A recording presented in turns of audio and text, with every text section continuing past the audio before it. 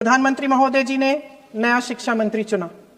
एक ऐसे व्यक्ति को इस पद पर आसीन किया जिसने एक गर्भवती महिला के बलात्कारियों की रिहाई पर अपनी सहमति व्यक्त की, खुशी जताई।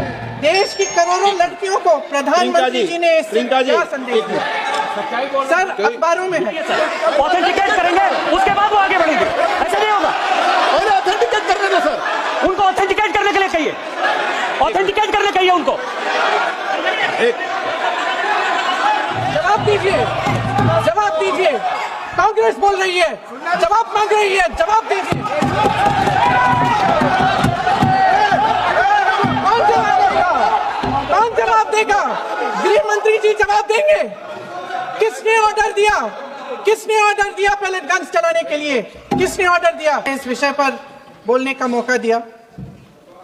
कुछ दिनों पहले हम राम मनोहर लोहिया अस्पताल गए थे।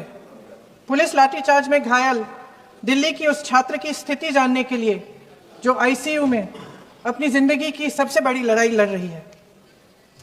हमसे कुछ ही समय पहले आदरणीय स्वास्थ्य मंत्री जी श्री जेपी नड्डा वहां गए थे और उनसे कुछ समय पहले अन्य नेता भी गए। जब तक हम वहां पहुंचे, उस लड़की की मां नेताओं के आने जाने से गुस्से में थी। सुन लीजिए, सुन लीजिए, सुनिए। किसी की पीड़ा का मजाक नहीं उड़ाते, किसी कोई भी हो, किसी की पीड़ा का मजाक नहीं उड़ाते। आप संसद में बैठे हैं, निशिकांत जी आप बना रहे हो। जब तक हम वहां पहुंचे, उस लड़की की मां नेताओं के आने जाने से गुस्से में थी। किस लिए आए हो? उसने आईसीयू के दरवाजे के बाहर खड़े होकर हमें पूछा। हमारे सामने कांपते हुए हाथ जोड़े कहने लगी कि धन्यवाद, आप आए हैं, ठीक है, मगर मुझे किसी से नहीं मिलना, मुझे किसी से बात नहीं करनी। महोदय, उस मां की पीड़ा से उसका पूरा शरीर कांप रहा था, लेकिन उसने दृढ़ आवाज में कहा, सुबह से बड़े बड़े लोग यहां आ रहे हैं, एक के बाद एक वीडियो बना रहे हैं। वह भी आए जिन्होंने मेरी बेटी का यह हाल किया है। किस लिए? उसने हमसे पूछा। किस लिए? मेरी बेटी की बलि तो चढ़ गई है, लेकिन उसे कुछ भी हो जाए तो मैं उसके लिए अपने आप लड़ूंगी। मुझे किसी की मदद नहीं चाहिए, मैं अकेले लड़ लूंगी। महोदय, शायद मुझे यहां खड़े होकर सबके सामने ये बात नहीं कहनी चाहिए, मगर उस मां की गुहार ने मुझे शर्मिंदा किया। उसके दिल के टूटने की वो आवाज जो अस्पताल की दीवारों से में गूंज रही थी, मेरे मन में अभी भी गूंज रही है। इसलिए उस मां की इजाजत लिए बिना मैं आपके द्वारा आदरणीय प्रधानमंत्री महोदय जी और आदरणीय गृह मंत्री महोदय जी से पूछना चाहती हूं कि क्या जरूरत थी एक मासूम बच्ची पर इस तरह दमन करने की? क्या जरूरत थी उन छात्रों पर आंसू गैस चलवाने की, उन पर लाठियां बरसाने की, उन पर वाटर कैनन्स चलवाने की? क्या जरूरत थी उन नौजवान लड़कियों को जलील करते हुए उनके कपड़े फाड़ने की, उनको बेरहमी से गंदी तरह पिटवाने की? देश के युवाओं पर पैलेट गन्स और AK-47 चलवाने की क्या आवश्यकता थी? क्या वे आतंकवादी थे? क्या आतंकवादी हैं? टेररिस्ट हैं? हाँ, कांग्रेस बोल रही है, हाँ, कांग्रेस बोल रही है। जवाब दीजिए, जवाब दीजिए। कांग्रेस बोल रही है, जवाब मांग रही है, जवाब दीजिए। कौन जवाब देगा? कौन जवाब देगा? गृह मंत्री जी जवाब देंगे। किसने ऑर्डर दिया? किसने ऑर्डर दिया पैलेट गन्स चलाने के लिए? किसने ऑर्डर दिया? आपके माध्यम से मैं पूछती हूं अध्यक्ष महोदय, किसने ऑर्डर दिया? प्रधानमंत्री जी ने दिया? गृह मंत्री जी ने दिया? जवाब देंगे? पूरा देश पूछ रहा है, सिर्फ कांग्रेस पार्टी नहीं पूछ रही है, पूरा देश पूछ रहा है। अध्यक्ष महोदय, देश के माता पिता पूछ रहे हैं, छात्र पूछ रहे हैं, अध्यापक पूछ रहे हैं, पूरा देश आज ये पूछ रहा है। और आपकी जिम्मेदारी बनती है कि आप इस सवाल का जवाब दें। क्यों डरते हैं आप इस देश के नौजवानों से? क्यों डरते हैं आप इस देश की बुलंद आवाज से? और उस आवाज को दबाने का हक आपको किसने दिया है? महोदय, ये सदन यहां बैठे हुए सांसदों की जागीर नहीं है, ये इस देश की अमानत है। यहां बैठे हम सब, इस देश की जनता, इस देश के युवाओं, बुजुर्गों, गरीबों, अमीरों और सब धर्मों, सब वर्गों के देशवासियों के सेवक हैं। हम उनके प्रतिनिधि हैं और ये सत्ता हमें उन्होंने ही दी है। इस देश का संविधान हमारी सर आंखों पे, इस देश का लोकतंत्र सर्वोपरि है। इसे ध्वस्त करना पाप है। यह करोड़ों जनता हमसे सिर्फ एक चीज मांगती है, जवाबदेही। इंग्लिश में इसे अकाउंटेबिलिटी कहते हैं। हमें सत्ता देकर, हमें यहां तक लाकर सिर्फ उसकी ये गुहार है कि जो हम करें उसकी भलाई के लिए करें, और अगर उनके साथ अन्याय हो तो हम उनके प्रति जवाबदेह बने और उन्हें न्याय दिलवाएं। पिछले दिनों हजारों बच्चे सड़क पर उतरे। उन्होंने अपनी पीड़ा व्यक्त की। गांधी जी के दिखाए हुए रास्ते पर अहिंसा और सत्य को अपने दिलों में रखते हुए, गाते, मुस्कुराते हुए शांतिपूर्वक प्रदर्शन किया। लोकतंत्र के सबसे पवित्र सिद्धांत के तहत उन्होंने अपनी आवाज उठाने का अधिकार कायम किया। ये उस भारत के बच्चे हैं जो गांव में रहते हैं, जो महानगरों में रहते हैं, जो छोटे कस्बों में, छोटे शहरों में रहते हैं, जहां माँ अपने गहने बेच देती है, पिता अपनी जमीन गिरवी रख देता है, एक परिवार अपनी पूरी जिंदगी की कमाई बच्चे के सपने पर खर्च देता है। और अब उन्हीं बच्चों को लगने लगा है कि आज इस देश में मेहनत से ज्यादा बेईमानी मायने रखती है, मेरिट से ज्यादा पैसा मायने रखता है। तब सिर्फ एक छात्र नहीं हारता, उम्मीद हारती है। इन परेशान बच्चों ने अपनी उम्मीदें आपसे साझा की। उनकी मांगे क्या थी? कि पेपर लीक करके उनके साथ जो बार बार अन्याय किया जा रहा है उस पर कार्रवाई की जाए, कि जो सिस्टम उनके भविष्य को कुचल रहा है उसे सुधारा जाए, कि जो माफिया उन्हें घेरे हुए है उसे हटाया जाए, कि जिस मंत्री के कार्यकाल में यह सब हुआ वह इस्तीफा दे, कि उन पर बर्बरता करने वालों पर कार्रवाई की जाए और उसके लिए माफी मांगी जाए। बस यही उनकी मांग थी ना, कि जो शिक्षा और स्वतंत्र अभिव्यक्ति का अधिकार उन्हें संविधान ने दिया है उसे कायम रखा जाए। महोदय, हमारे एजुकेशन सिस्टम में कुछ समय से बहुत खामियां भर चुकी हैं।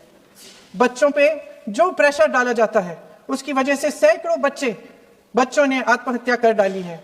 उससे भी ज्यादा बच्चे डिप्रेशन में डूब रहे हैं। परिवारों पर बच्चों को पढ़ाने लिखाने के लिए घूस, capitation fees, tuition fees, coaching fees आदि के घिनौने दबाव हैं। लोन लेने पड़ते हैं, सामान बेचना पड़ता है और उसके बावजूद कोई गारंटी नहीं कि उनके बच्चों के भविष्य मजबूत बन पाएंगे, क्योंकि बेरोजगारी चरम पे है। इस सरकार ने रोजगार पैदा करने वाले सभी सेक्टर्स को लगातार कमजोर किया।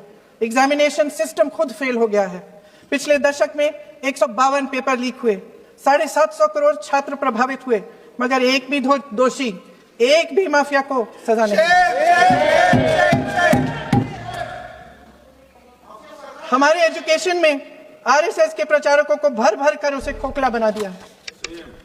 जबरदस्ती एनटीए बनवाकर सिस्टम का केंद्रीकरण करके उसे और भी उलझा दिया। देश के कुल बजट में, हाँ जी जबरदस्ती, आपने अभी सुना तमिलनाडु के हमारे साथी क्या कह रहे थे। देश के कुल बजट में एजुकेशन बजट की हिस्सेदारी हर साल बढ़ाने की बजाय घटती जा रही है।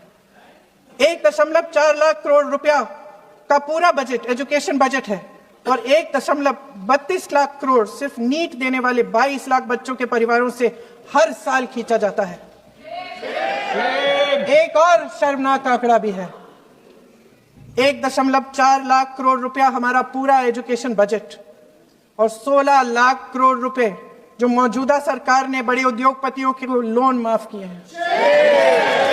सोचिए कि इस सरकार की प्राथमिकताएं क्या है।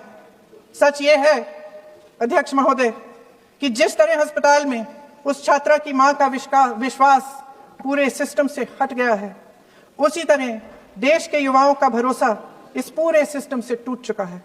और जब इस तरह देश के भविष्य, हमारे युवा निराश होकर सरकार और सिस्टम से अपना भरोसा हटा देते हैं, तो उस भरोसे को फिर से बनाने के लिए सिस्टम के अंदर से जवाब नहीं ढूंढा जा सकता। उसके दायरे से बाहर निकलना पड़ता है, नए सिरे से ठोस प्रयास करने पड़ते हैं। अफसोस की बात यह है अध्यक्ष महोदय कि इतना हो जाने के बाद भी आदरणीय प्रधानमंत्री महोदय जी और उनके साथी इस सच्चाई को समझ नहीं पा रहे हैं। वे अभी भी ये सोच रहे हैं कि पीआर, नैरेटिव चेंज और पालतू मीडिया के सहारे एक बार फिर उनकी नैया पार हो जाएगी। परसों शिक्षा मंत्री जी ने शर्मनाक परिस्थितियों में अपना इस्तीफा दिया और कल यहीं मकर द्वार पर मेरे सत्ता पक्ष के सांसदों ने जिंदाबाद के नारे चिल्लाते हुए और क्या संसद में ऐसे स्वागत किया जैसे मानो कोई सुपरस्टार पहुंच गए हैं। विडंबना देखिए महोदय, जब भूतपूर्व शिक्षा मंत्री को मुकुट पहनाया जा रहा था, स्वागत हो रहा था उनका, तब महाराष्ट्र में एक परिवार पेपर लीक पीड़ित अपनी बेटी की आत्महत्या का शोक मना रहा था। आपकी सरकार ने देश के करोड़ों छात्रों को क्या संदेश दिया? आपको किस बात का गौरव है, किस बात का अभिमान है? ये कौन सा अहंकार है? जहां आंखों में शर्म होनी चाहिए वहां बेशर्मी और स्वागत के नगाड़े बजाए रह रहे हैं। एक तरफ मातम है, दुख है, यहां आप फूल माला डाल रहे हैं। कोई आप पर कैसे यकीन करे? प्रधानमंत्री महोदय जी ने नया शिक्षा मंत्री चुना, एक ऐसे व्यक्ति को इस पद पर आसीन किया जिसने एक गर्भवती महिला के बलात्कारियों की रिहाई पर अपनी सहमति व्यक्त की, खुशी जताई। देश की करोड़ों लड़कियों को प्रधानमंत्री जी ने क्या संदेश दिया? सर, अखबारों में है, अखबार में नहीं, मेरा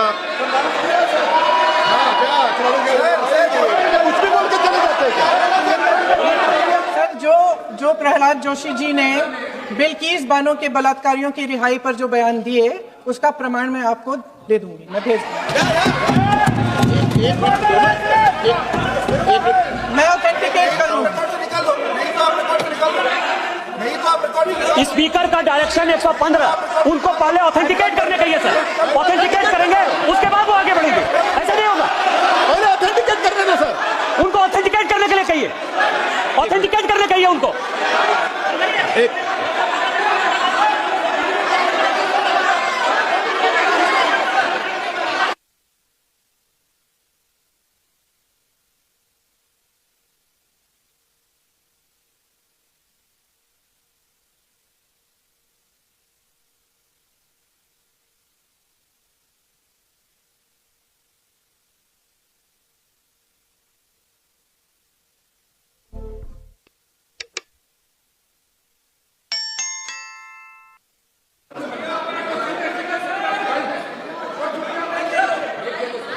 आप उनको बोलने दो, आप मत करो। मैं एक विषय बता दूं, एक मिनट बताऊं।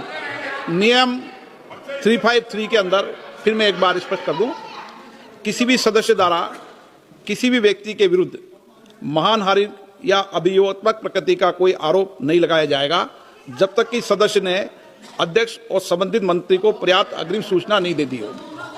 यह व्यवस्था है।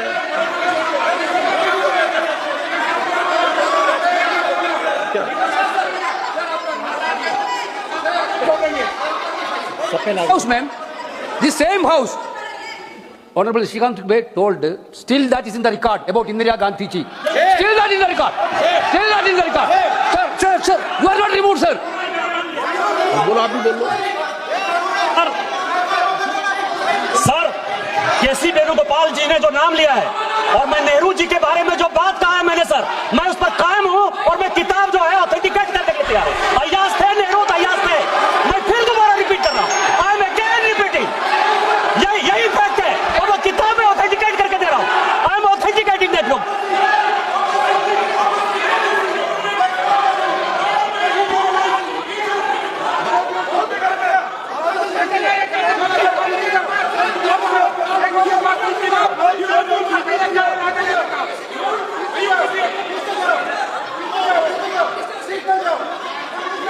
मैं